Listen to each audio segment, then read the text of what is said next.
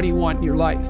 It's a very hard question to answer. You're going to have to put some effort into your life. Set up some aims for yourself, goals that you actually value. You need to be motivated to do that. If you're extroverted, you want friends. If you're agreeable, you want an intimate relationship. If you're disagreeable, you want to win competitions. If you're open, you want to engage in creative activity. If you're high in neuroticism, you want security. So now you've got your thing to aim at. Think, well, I'm motivated because I got my thing to aim at. It's like you're not as motivated as you could be because you don't yet have your thing to run away from. Because if you really want to be motivated, you want to be going somewhere and you want to be not going somewhere else. You got to aim at something, otherwise your life is meaningless. Well, what should you aim at? Well, pick something, aim at it. As you move toward it, you'll get wiser. Then maybe your aim will change. That's okay, but at least it'll change in an informed way. Discipline yourself in one dimension. See what happens. In some sense, life isn't. The analogy is that in life, like in sports, you're setting forth an aim and then arranging your perceptions and your actions in pursuit of it. And then you also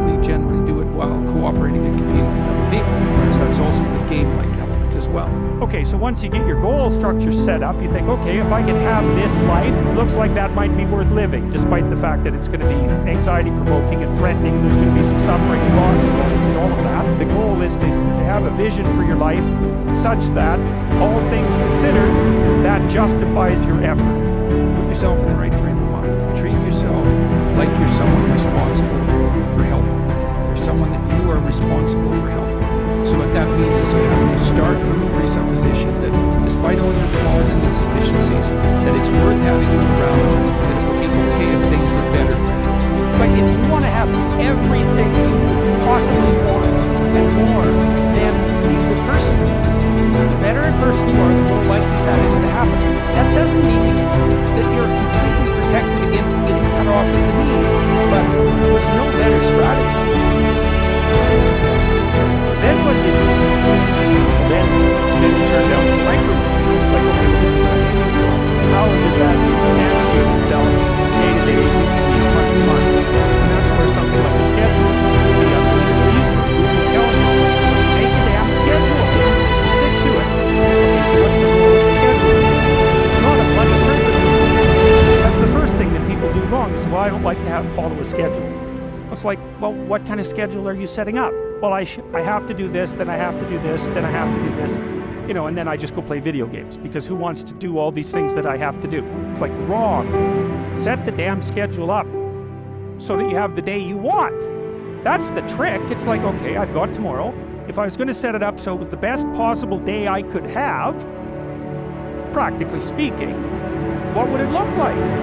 Well, then you schedule that. And obviously, there's a bit of responsibility that's going to go along with that, because if you have any sense, one of the things that you're going to insist upon is that at the end of the day, you're not in worse shape than you were than at the beginning of the day, right? Because that's a stupid day. If you have a bunch of those in a row, you just dig yourself a hole and then you bury yourself in it. It's like, sorry, that's just not a good strategy. Now it's okay, now you got your vision. You're trying to get through a territory you don't understand. And here's your option. No map, a map that's not so good but has some things about it, or a great map. Well, obviously the great map is the thing you want, but the map that's something is way better than the map that's nothing. Plus, as you explore, because of your map, you could start to fill in the details. Let's say you aim at something and you develop some skills along the way, and then you get like a third of the way there and you think, oh, that's not for me. It's like, well, yeah, fair enough, but now you've still got the skills you developed. You know exactly why it's not for you now. And then you can bring that wisdom back, even though it's not perfect, you can bring it back to your next plan. So as you plan, you get better at planning, which is the crucial thing. So then we say to people, take your positive vision and make it into 8 stateable goals, right? So then rank them in a hierarchy, break them into incremental goals so that you have a reasonable probability of succeeding. So within some time frame, that's the other thing. You have to parameterize it with regards to time frame. Well, that's right. When you're in the zone, you're expanding your skills in a manner that's intrinsically rewarding because you're succeeding. So you want to set, if you're good to yourself, you think, okay, I need to set a goal, but I need to set a goal that someone as stupid and useless as me could probably attain if they put some effort into it.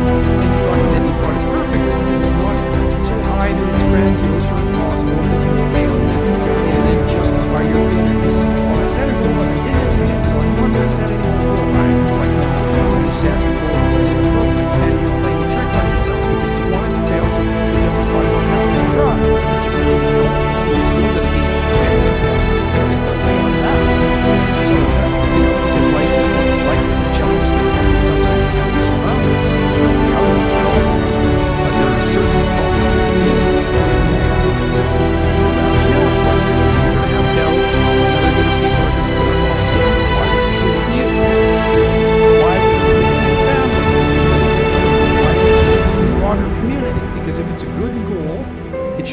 for you, that's fine.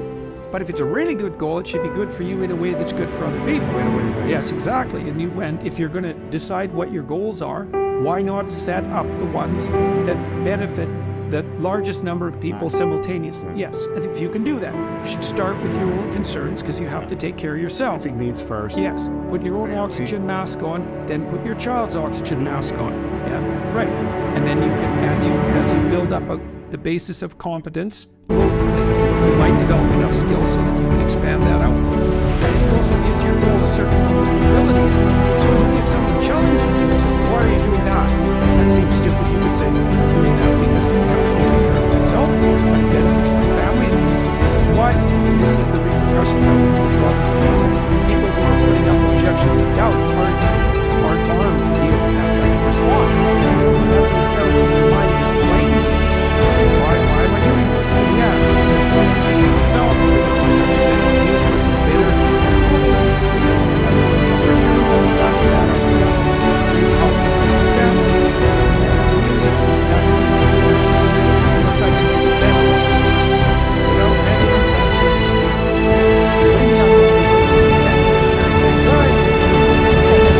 The known, and I define the known very specifically and very carefully. The known is the place you are when what you're doing produces the results you want. And I say want because that brings motivation and emotion into the game. So you're motivated to pursue something. You pursue it, and what you want happens. Not only do you get what you want, but you get validation for the structure that governs your perceptions and your actions.